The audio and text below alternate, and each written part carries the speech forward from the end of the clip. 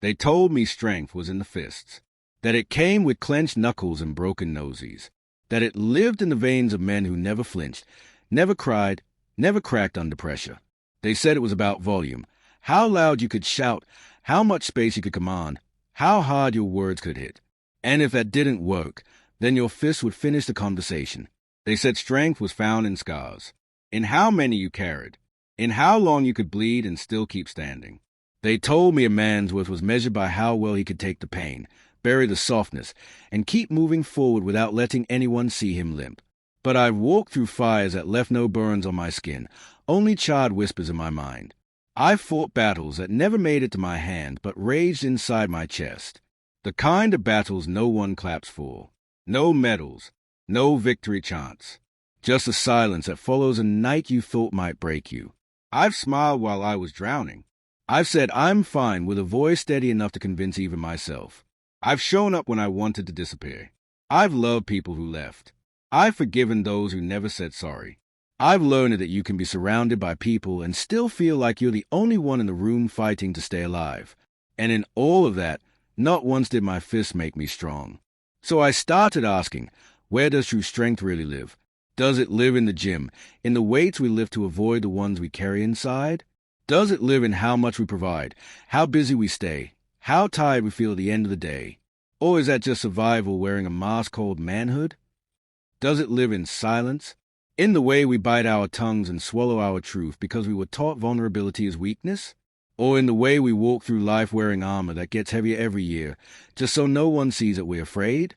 No, strength isn't in how well we pretend. It's in how bravely we stop pretending. It's not in how many battles we win. It's in how many times we choose peace instead. It's in how many times we say, I was wrong, and mean it. It's in showing up for people when there's nothing in it for us. It's in getting back up when the world has no idea you ever fell.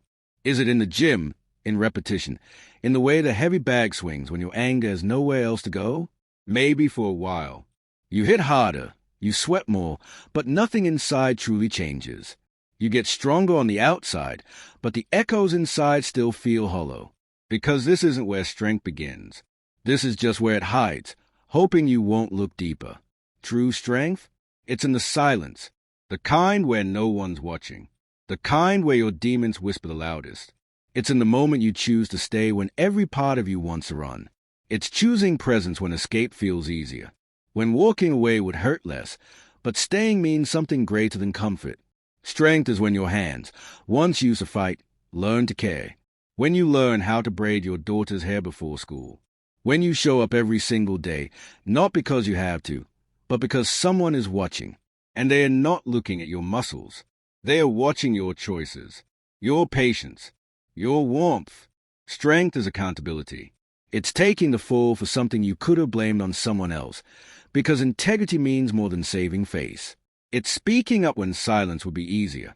It's staying honest when no one would have known you lied.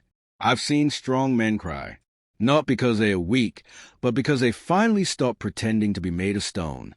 I've seen strong men walk into therapy instead of a bar, apologize instead of explode, hug their brother after 10 years of silence, walk back into a home they once abandoned and say, I'm ready to do it right this time.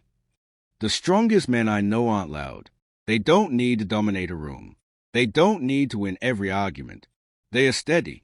They are present. They listen. They feel. Strength is in forgiveness, in breaking generational cycles, in saying I love you first, in crying at the birth of your child, in holding yourself back from hurting someone just because you're hurting. It's letting go of what no longer serves you. It's starting over when everything inside you is tired.